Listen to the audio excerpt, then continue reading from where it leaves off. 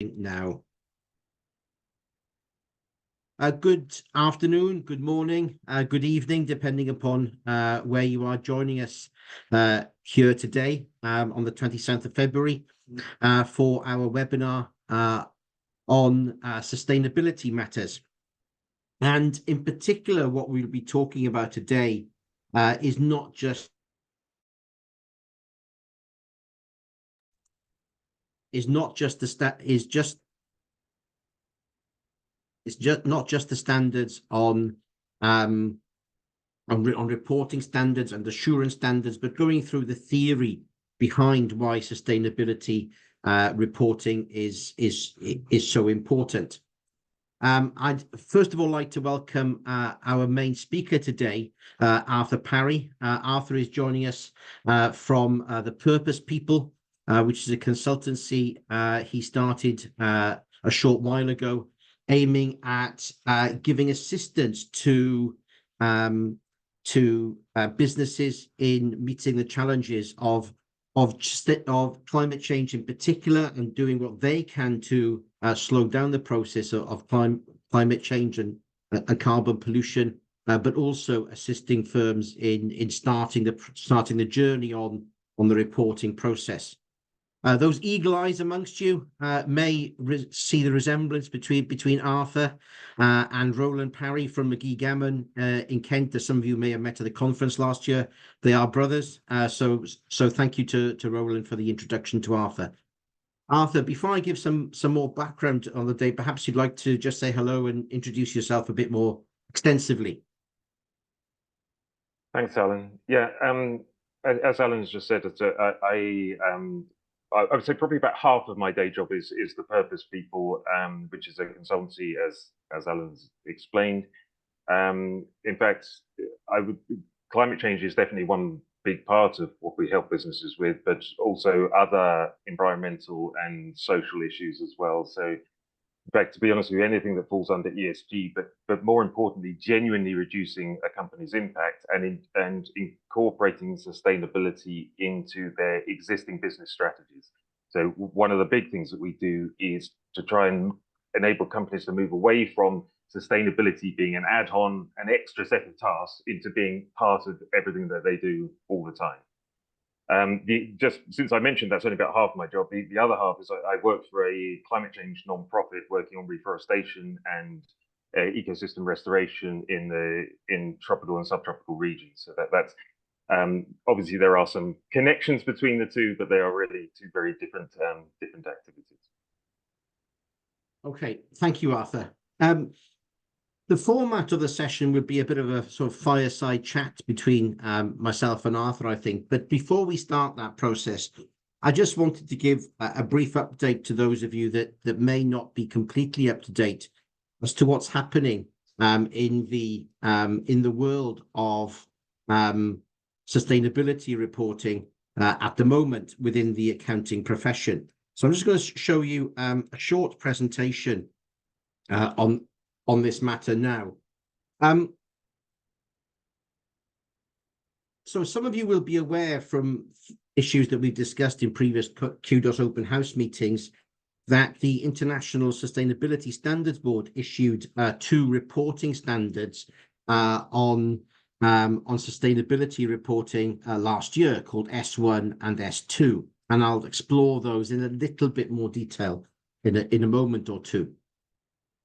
And of course, remembering that sustainability, as Arthur just rightly said, isn't just about carbon reporting, which is something that I homed in on earlier on, but is also about looking at the quality of governance within companies, and also the quality of inclusiveness of companies as well. So it's much more than just about carbon reporting, but it's the carbon reporting piece which is given more prominence at the moment because of the level of urgency that I think that is being attached to it. So bearing that in mind, the ISSB issued 2 standards, S1, which is a more general framework around sustainability reporting, and then S2, which concentrated particularly on carbon reporting and emissions reporting. This is also it was felt to be needed by the standards board because of the level of different standards from around the world on carbon reporting. So we'd have different countries in the world, different trading blocks around the world with different requirements for carbon reporting, largely on public interest companies, the sort of listed entities, etc., around the world. So in the EU, there'll be one set of standards. Here in the UK, there's another set of standards which are more or less similar, but in the US, different standards. Latin America, perhaps in some countries, no standards at all. So the ISSB introduced S1 and S2 to try and standardize the reporting process and what needed to actually be reported. Within the EU, in particular, there is also a move to have mandatory assurance reporting on sustainability reporting. So what has happened is that the IAASB has issued in draft, these are yet to be finalized, a standard called ISA 5000 on sustainability reporting, which covers both limited assurance and reasonable assurance. And I'll talk about that more in a moment or two.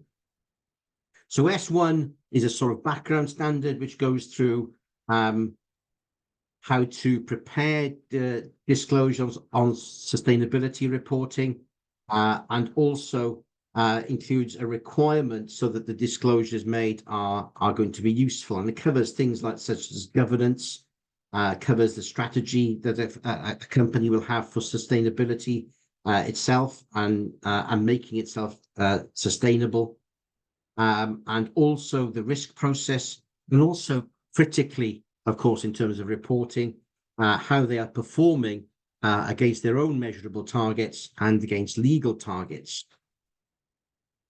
S2 then covers similar reporting requirements, but particularly those aimed at climate change.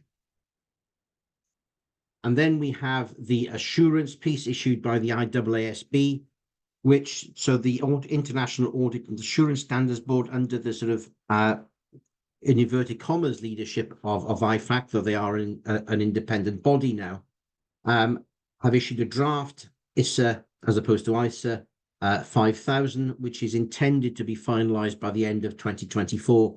And I know they are very much on target for that because the IAASB look upon this as a priority. It's a profession agnostic standard that they have issued so that it's not just audit firms that can, audit and assurance firms that can provide this service. There may be other consultants that will be providing independent assurance reports on climate change reporting. Within the EU, for public interest entities, there will be a requirement to have limited assurance reports on sustainability reporting in 2026, and a requirement for reasonable assurance in 2028. Now, some of you may be thinking, what's that? Can you translate that, please, Alan? So reasonable assurance is the sort of assurance that is an audit report. As from a materiality perspective, these disclosures are free from material misstatement. And limited assurance, if you like, is the assurance review. And I saw Christos join us earlier. That's something which is relatively new in Cyprus now, whereby there's a report under ISRA 2400, whereby the reporting accountant simply says, "We're not aware of anything which suggests that the accounts are materially misstated." And it's a similar sort of assurance. We're not aware of anything which suggests that the sustainability reporting amounts are materially misstated.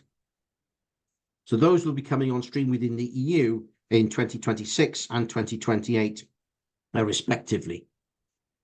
Of course,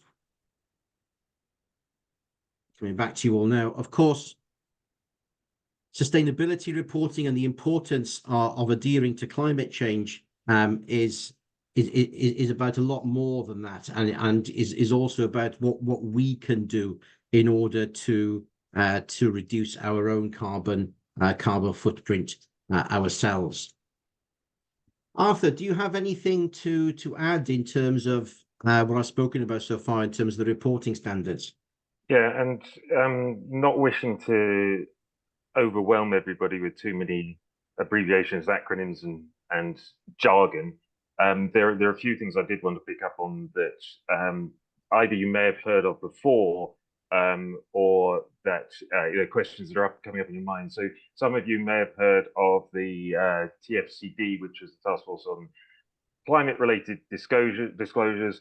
That, as of the beginning of this year, that is no more, and that has actually been brought into the ISSB.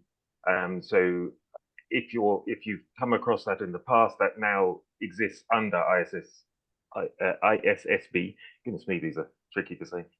And so there are still a lot of people talking about the Task Force on Climate-related disclosures, and in fact, there's still a lot of standards that refer to that. But just for your knowledge, that is now replaced by what exists under ISSB.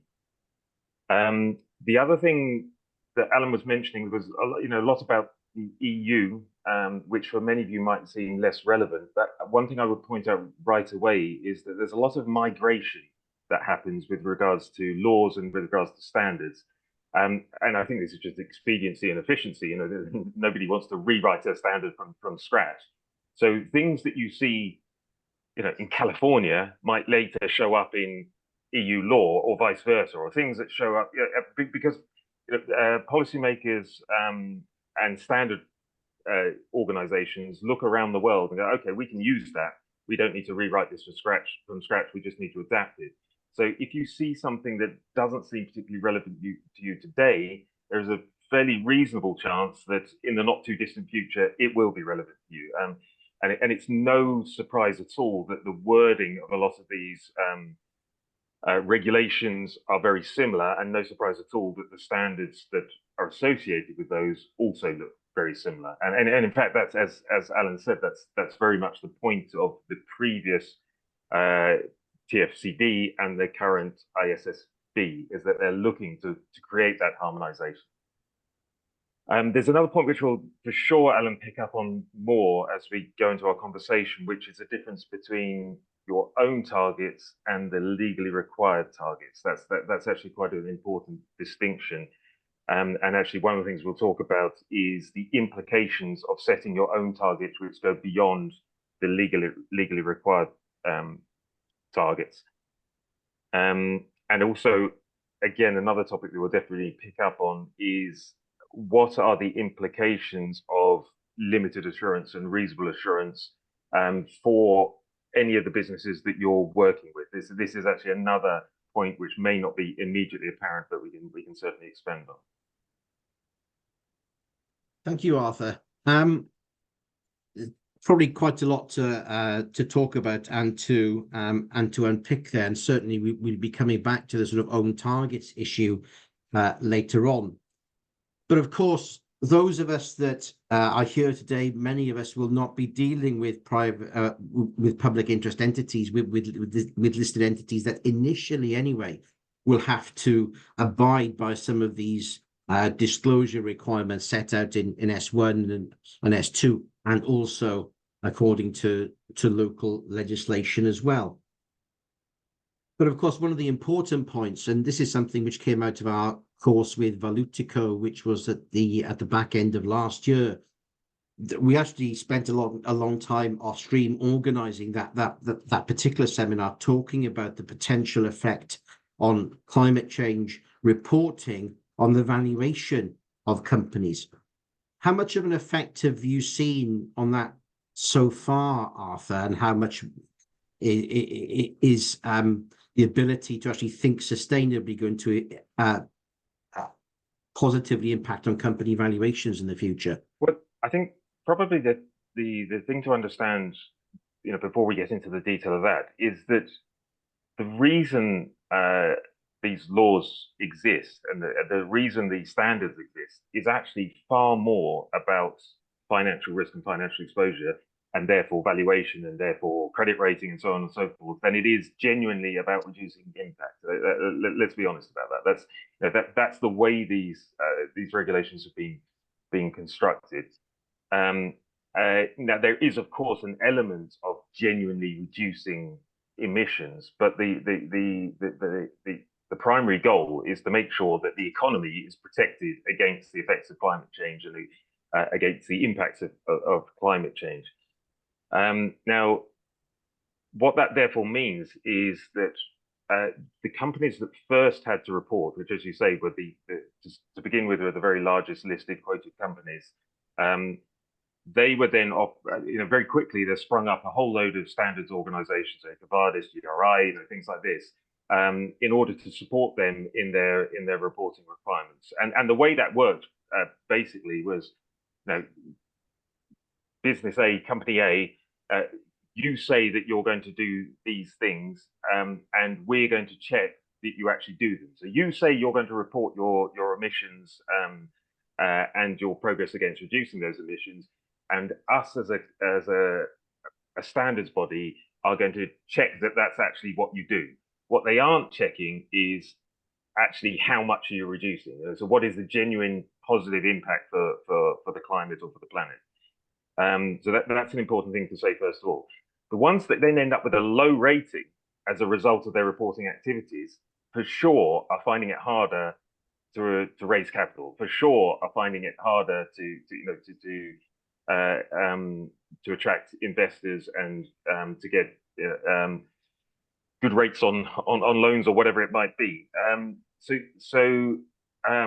Yes, therefore they are without doubt having a hit on their valuation. I spoke actually with one of the large UK-based investment houses just recently, and what they said is, when they're seeking who to invest in via their funds, the way that they look at the environmental aspect is that they look at their reporting activity and they see, firstly, obviously, legal compliance. Are they meeting their mandatory obligatory requirements? And then secondly, how sort of open are they being with their reporting of the results of that? And they will adjust their valuation according to that. So yeah, this is happening. This is happening day to day for sure, certainly with the bigger companies.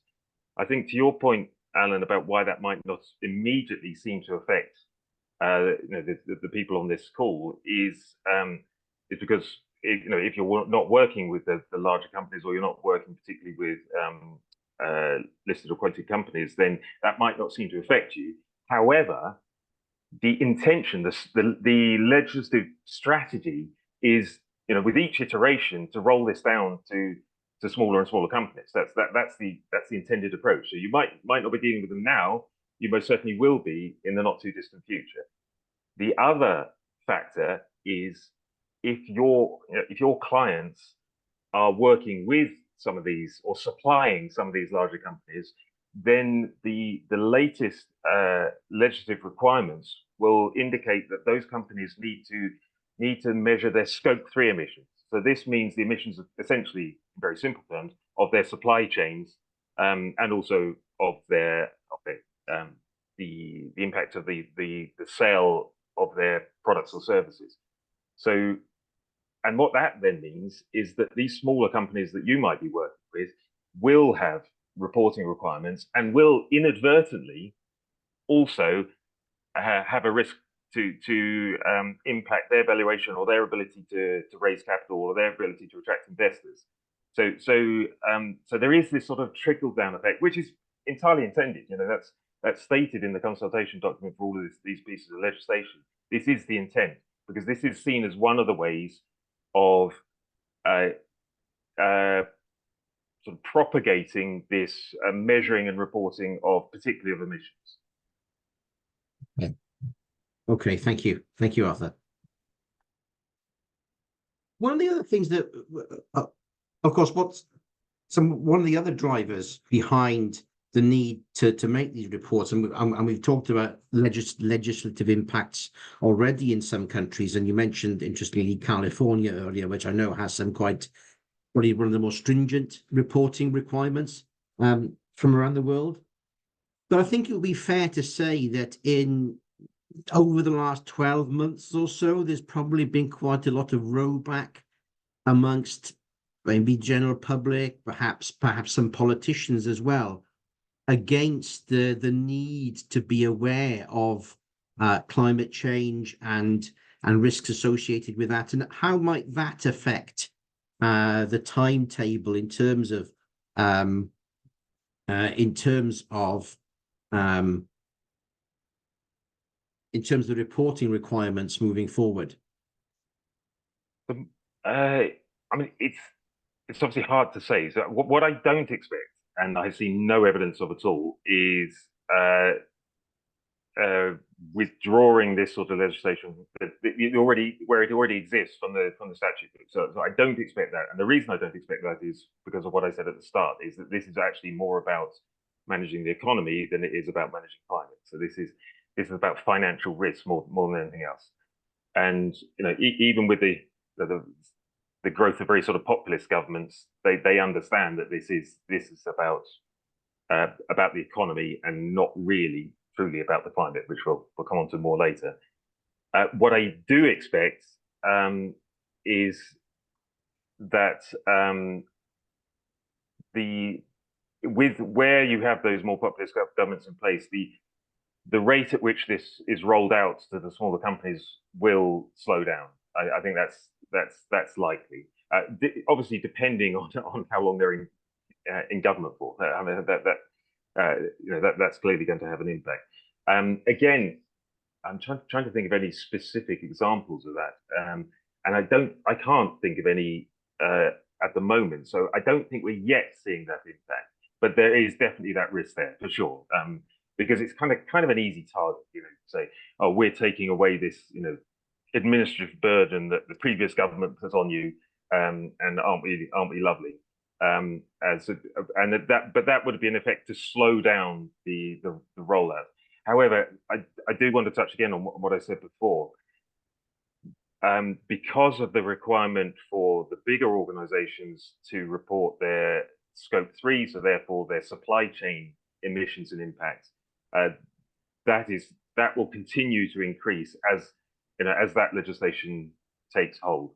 So I don't expect to see that changing if the legislation is already in place. And of course, just as a reminder, I suppose to everyone, to summarize it, this isn't just about governments asking for this. This is also about the economy asking for this. Insurers, investors, are all these matters are very, very important to them.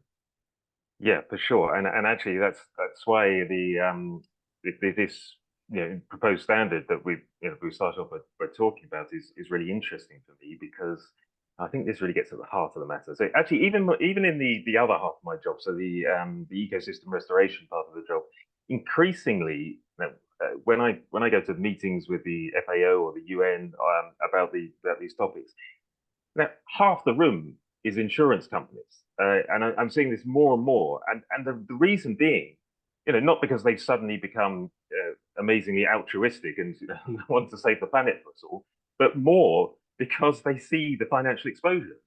They see that if they don't get involved in this, there's increased payouts going to be associated with this. So that they want to. There are two things that I see happening. One is that they are looking to take the necessary steps to limit that exposure, but they're also looking to see how the mitigation of those exposures, so planting of trees, restoring of nature, that sort of thing, can be monetized. So how can they create a market associated with that? So I'm sure you've all heard of carbon credits and offsets. There's now increasingly biodiversity credits and offsets as well. I mean, this is a nascent market, but this is something that is growing, and it's very, very much driven by the insurance industry.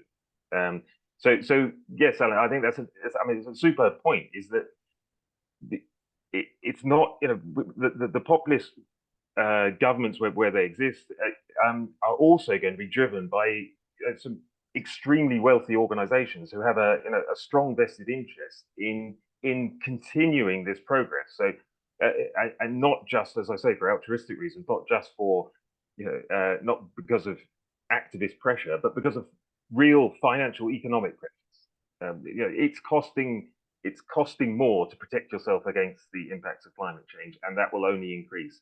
So that is the other major driver in this sort of legislation.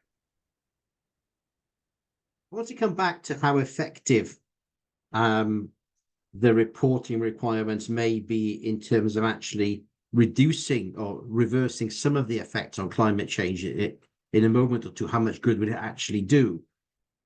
But thinking back to the reporting requirements, how much of a role is there for the accounting function within company, and how much of a role is there for the advisors to them, i.e. the people in the room today, accountants from around the world? What sort of role might they have to actually capture some of the information required moving into the future?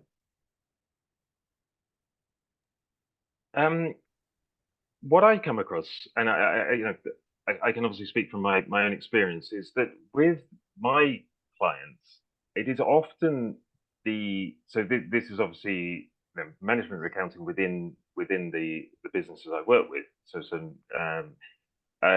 It is often the accounting function who are doing a lot of the data gathering and consolidation anyhow, even non-financial data gathering. Where there is a reporting requirement of any sort, the accounting function are involved. I think in some cases that's purely because they're good with handling data. But in more pragmatically, it's because all of this sooner or later has a financial implication. So whether it's just the costs associated with the data gathering and consolidation, or whether it's associated, as we've talked, with the effect on valuation, the effect on credit rating, or so on and so forth, that can come as a consequence of that. The other thing that I see, again, and I'm talking about management accounting within firms, is that sooner or later, somebody with the accounting function is going to say, well, hold on a second, we're doing all this work, and it's just a pure cost at the moment. And see, we're getting nothing out of this. And you'd be surprised how often it is the accounting functions who then are keen to speak to the likes of me to say, how can we communicate about this such that we can create a commercial advantage from doing so? So that's from sort of within this audience client organizations where the accounting function can come in. And I think, and actually this is a brief conversation I had with Roland a while ago, which was it's more so from an accounting firm point of view, it's more about being conscious about if you do get involved in any auditing of non-financial disclosures, or even sort of signing off in the way that we're talking about with this reasonable assurance that we are not aware of. It's being conscious about what that could actually mean for your client organizations, again, in terms of their potential valuation, in terms of their credit rating, and so on and so forth. And also, and this I suppose is where the tricky bit comes, how that actually relates to the externally visible activities they have relating to their work to reduce impact. So I suppose what I'm saying is, once you start putting this information in the public domain, so once you start reporting, whether it be from a company's own standards point of view or from their legally required reporting, you need to make sure that their behaviors actually match with what is being reported. So if you're reporting that they've got enormous emissions, and then are not seen to be doing anything about it, you could be inadvertently harming that business. So this is one of the things I think is poorly understood, is that once you're out there, you've got to take some action. Because if you don't, you're going to just draw attention to yourself, as particularly if your emissions are going up over time, for example. You've got to do something. You have to do something. Now, in some cases, you'll be legally required to do something, so have a decarbonisation pathway, for example, established. In other cases, it's just bad PR, but it's bad for your credibility if you just keep churning out these reports which are saying we're awful, we're burning the planet, and we're doing nothing about it. That becomes a genuine commercial risk. Yeah, and taking that on to the next stage, I suppose. How, in your opinion, how effective are these requirements? Let's think about S1 and S2 for the moment, S2 in particular, I suppose. How effective are they in reducing the carbon footprint of companies by just reporting on them? Presumably, the companies need to be doing more than just reporting. They need to be improving as well. So, I mean, in practical terms, they're almost entirely ineffective, with a few exceptions. Like I say, once you're out there with this data, you are going to, depending on your size and your reach, you are going to start drawing attention to your emissions. But I would say, for the most part, the general population are not sufficiently well versed in emissions or even impact in sustainability impact to be able to really analyze what you're putting out there. But obviously, if the number keeps going up, even the least informed people are going to notice that. They're going to see emissions are rising. However, because there are so many ways that you can do this, so actually, I mean, ironically, I'm afraid I'm going to have to throw at least one more bit of jargon, which is the greenhouse gas protocol. So the reporting requirements are around the world are largely and almost exclusively based on what's called the greenhouse gas protocol, which came out of the Paris Accord, which hopefully is something that everybody would have heard of. And this is a set of standards for countries, for companies, and actually now these days also for products to report the emissions profile.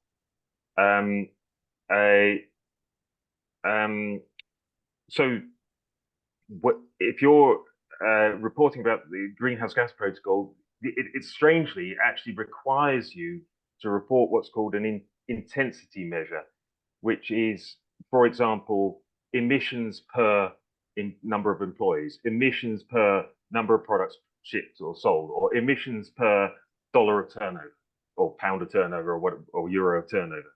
Now, the reason I say strangely is that means you could have a situation with a fast-growing business where it appears as though your emissions are going down, but in absolute, they're actually going up dramatically.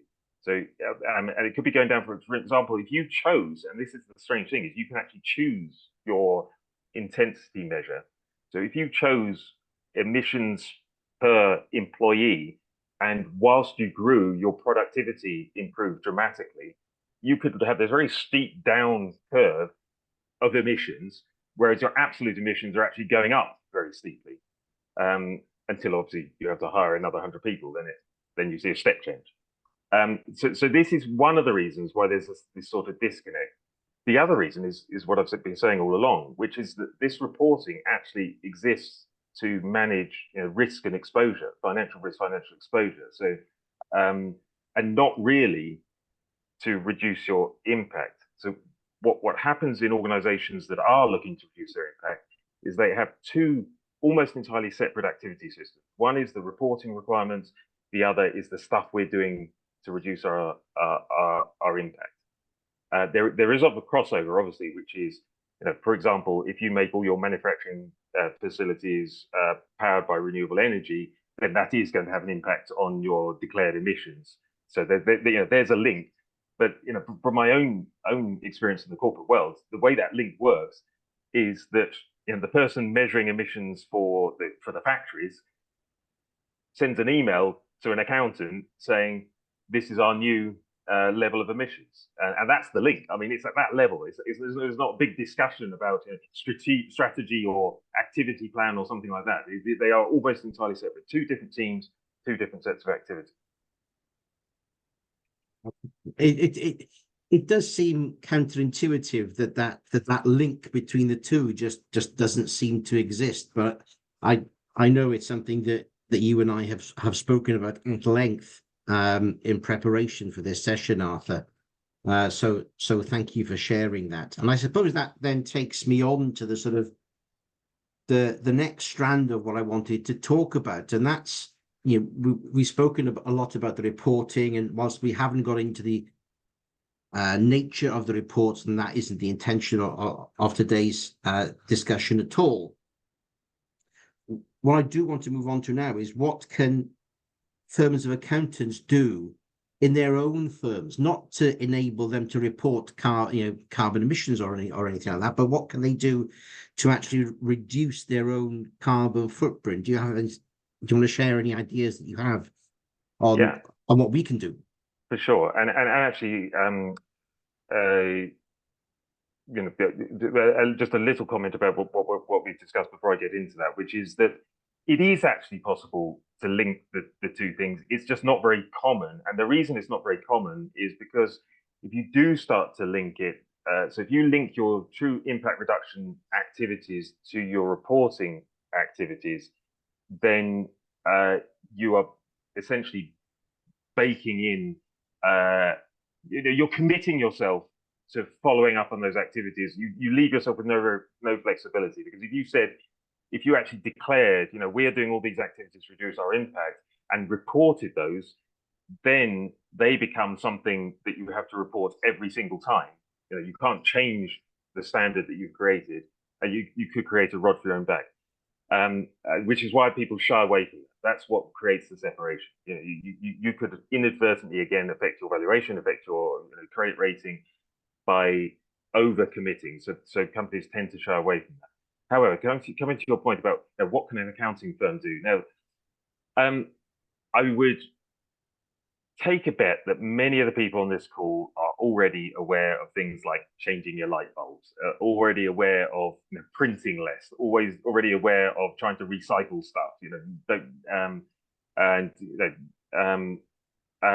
which are all good things to do, by the way. And actually, one of the really good effects about doing all of that sort of relatively simple stuff is that it helps to keep the awareness of the topic high, and to create that sort of cultural change.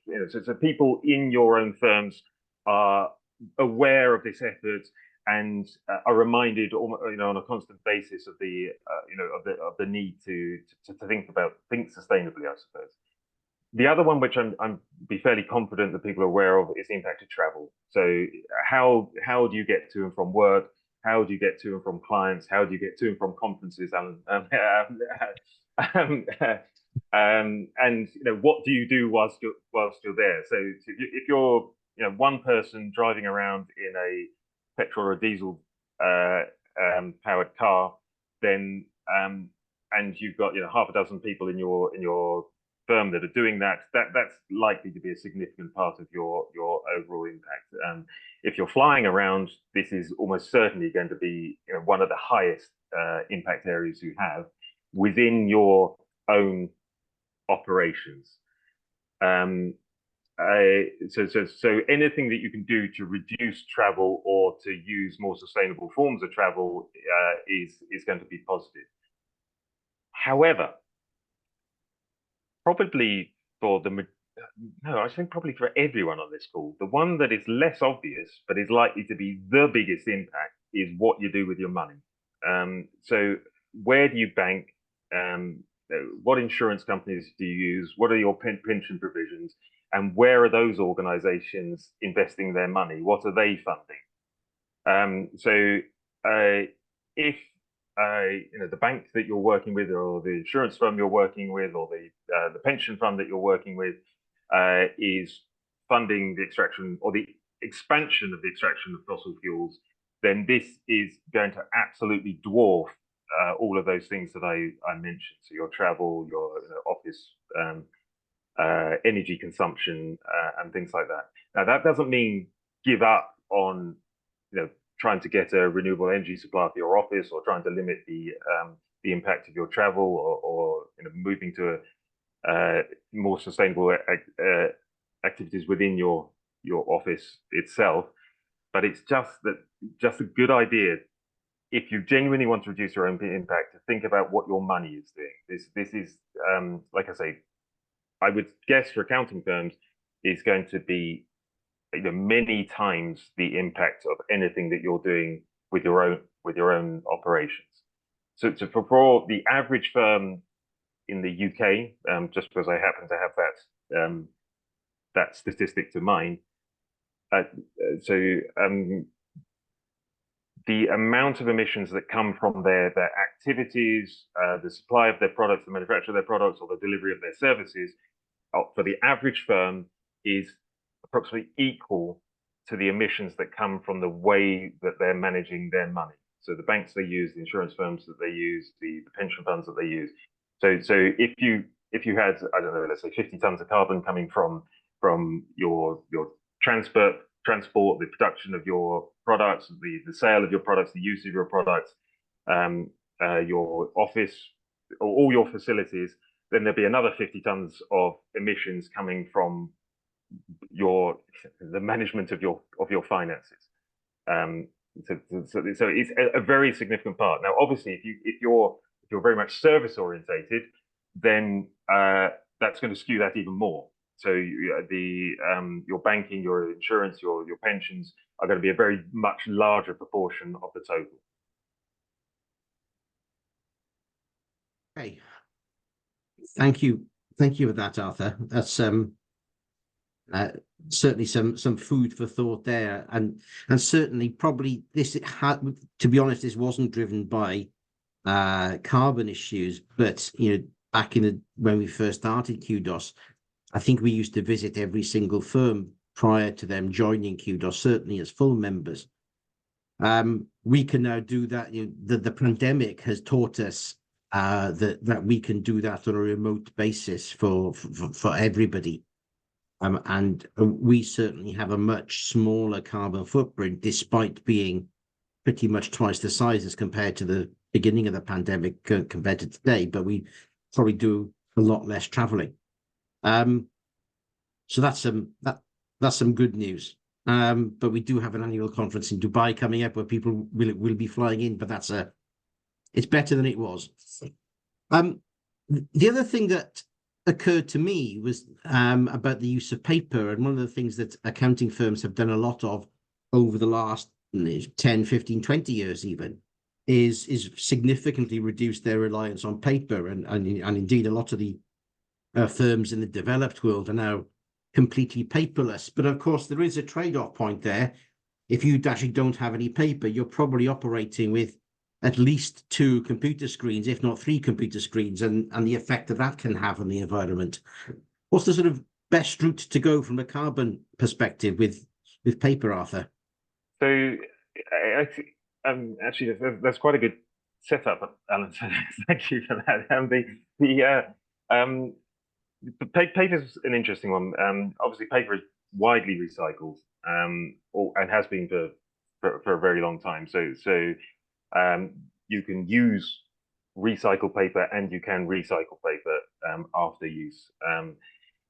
And you're absolutely right that it isn't that paperless somehow miraculously has zero impact. That isn't the case. So for the likes of me, who spend a lot of time, probably far too much time, reading about these sort of things, this is not actually a straightforward calculation. However, in broad terms, going paperless is the better solution. You're cutting down fewer trees.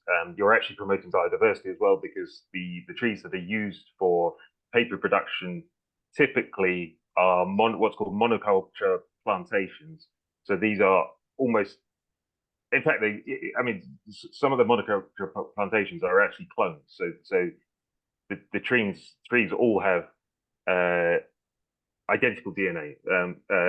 Sorry, not DNA, but identical genes, and therefore are extremely vulnerable to disease and to pests and things like this, and the forests are completely free of biodiversity. In fact, they're managed that way in order to increase yields. So using paper or limiting the use of paper is generally a very good idea.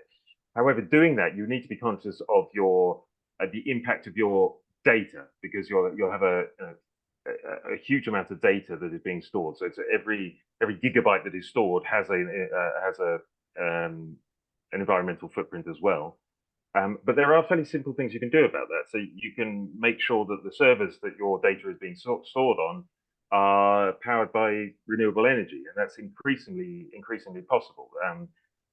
In which case you're significantly reducing the impact of the data. In terms of your hardware that you're using in your office, again, in the grand scheme of things, this is not a massive impact compared to travel or compared to what you're doing with your money.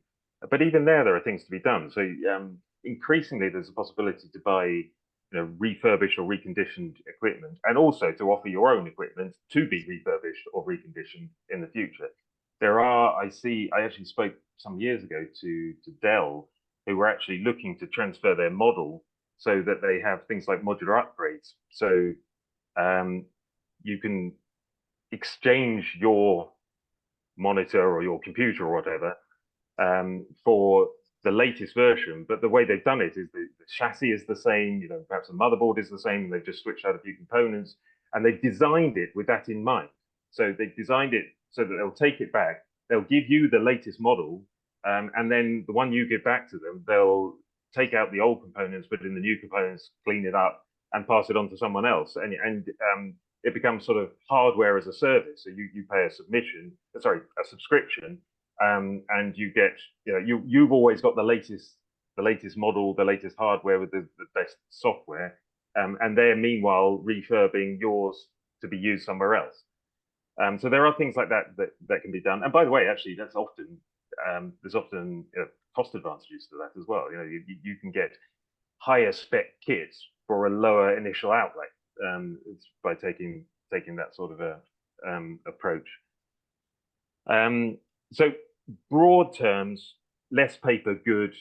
Just watch out for the impact of your data and your hardware. Okay.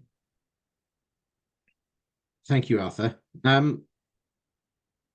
By the way, if you have any questions, if you could put them in the chat box, and then we can collate them, and that gives me an idea how long to leave for questions at the end of the session.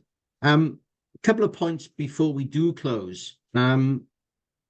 What sort of things should accountants be talking to clients about to assist clients in reducing their carbon footprint? Are there commercially available checklists, or what actions can accountants take and auditors take to advise their clients, perhaps? Actually, the bit that I mentioned about banking, insurance, pensions, and the like,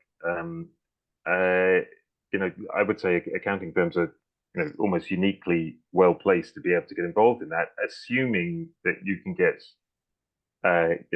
accurate information about sustainable choices. So it's I have to say, it's not as easy as it should be to identify which banks are the most sustainable, which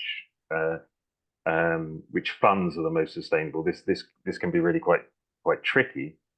So educating yourself on that for your particular country or market would be a good place to start, because then not only are you going to be able to help your clients in becoming more sustainable, but also, and there is a strong correlation between let's say green funds, green banking, and higher rates of return, more preferential interest rates, and the like.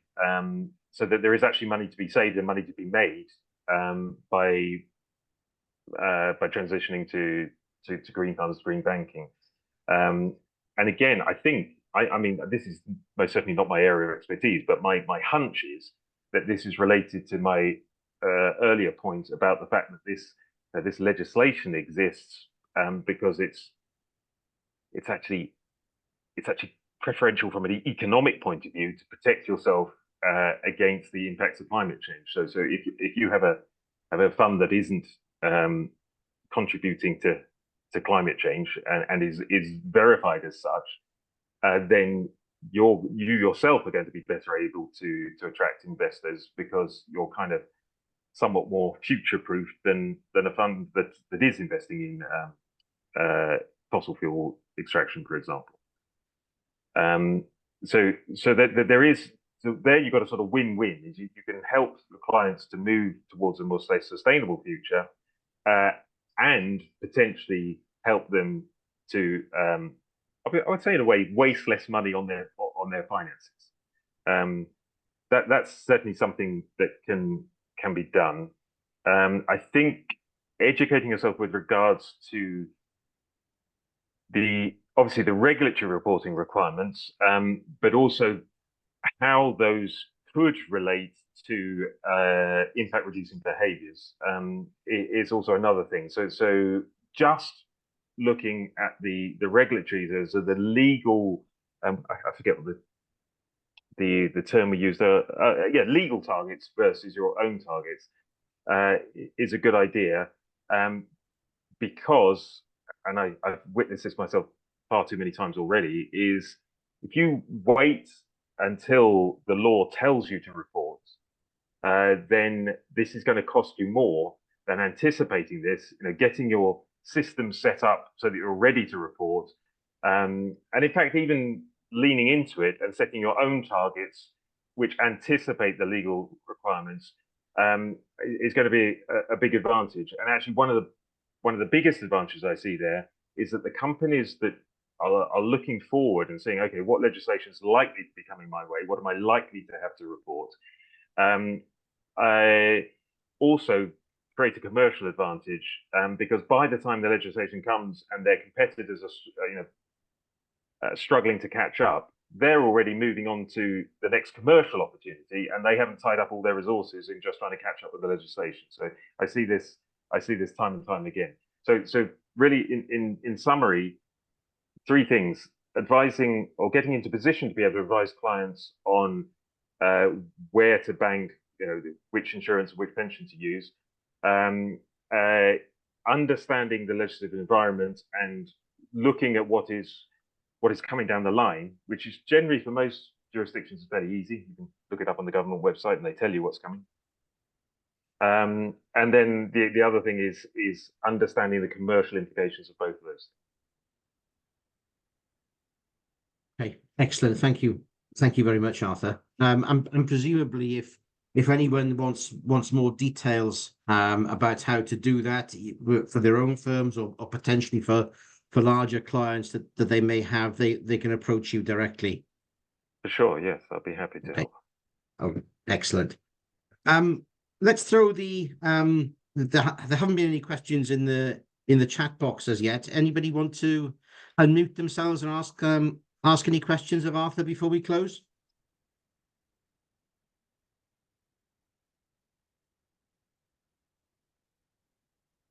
Arthur, I was once told when I used to get paranoid that nobody would ask any questions at the end. Somebody once told me, "Don't worry, Alan, it's because you've answered all the questions as we've gone through." And certainly I found that to be a really informative session. And I've certainly learned a lot this afternoon. And I think if there's one point that I would encourage you all to take away from today, is that the best route forward for this is for first of all, for us as accountants, as individuals, to take responsibility first, and then we can move on to clients to do the same thing, and then we can help them to measure and report from a position of strength. Is that a fair summary of the sort of key message, do you think, from today, Arthur? Yes, I think so. There is, maybe perhaps a topic for another session, which is how can you turn this into a commercial advantage? So sources of revenue coming from taking a more sustainable approach, for example. But yes, from today, I think that's the key thing is stay ahead of this, and keep yourself well informed. And this will be good for you as and your own firms, but also good for your clients. Yeah, and again, I would emphasize what I've said at previous open house meetings and tried to communicate in the material advertising today's session, is that today is the first stage that we'll be taking at Kudos over. I would envisage a 2, 3, 4 year period in assisting you wherever possible and necessary, our members to meet the challenges of sustainability reporting and sustainability assurance moving forward. This is a marathon, not a sprint, even though we have to move quite quickly, in my opinion, anyway. Okay. Any closing other remarks from you, Arthur, before we go? Well, I mean, thank you very much, Alan, and thank you very much for everyone attending. Thanks for the opportunity to discuss this. And as you said, if there are questions that occur to people after the end of this session, then by all means, either pass them on to Alan, and he'll pass them on to me, or contact me directly. Alan, I'm sure you'll share my my contact details. Yes, indeed. Yeah, we will do. Okay. In which case, can I just very quickly take a picture somehow of the session, so that for posterity, for social media purposes. But again, thank you very much for your time today, Arthur. It's very much appreciated, and I'm sure we'll be hearing from you soon. We will include your contact details in an email I'll be sending out with details of the recording of today, and also we'll tag you into social media posts as well after today. So thank you very much, Arthur, and thank you again to Roland for the introduction to Arthur as well. This was very much his idea. Okay, thank you very much.